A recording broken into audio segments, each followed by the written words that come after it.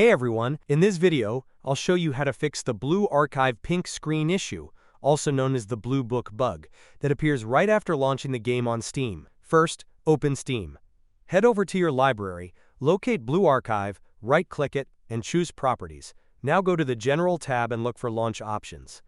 Next, head to the description of this video and copy the first command you see there. For example, -force-d3d11. Paste it into the Launch Options box. Close the window and try launching the game. Still not working?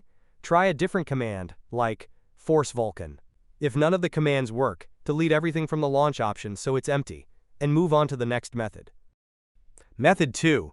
Next, open your Start menu and type Device Manager, then open it. Expand the Display Adapters section. Right-click on your graphics card and select Update Driver. Choose Search automatically for drivers, and let Windows install any available updates.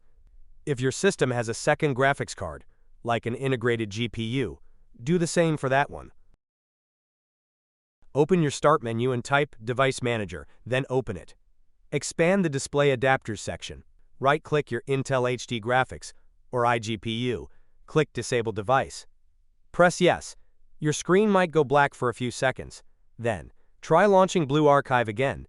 If the issue gets worse, go back and re-enable the iGPU the same way. Method 3. Now, open your Start menu again and type View Advanced System Settings. Click it, then press the Environment Variables button. Under the User Variables section, click New. For variable name, copy the one provided in this video's description. For variable value, just type 1. Click OK. Now try launching the game again. If this didn't work, go back to the same Environment Variables window, find the variable named disable_layer_AMD_switch, and delete it if it exists.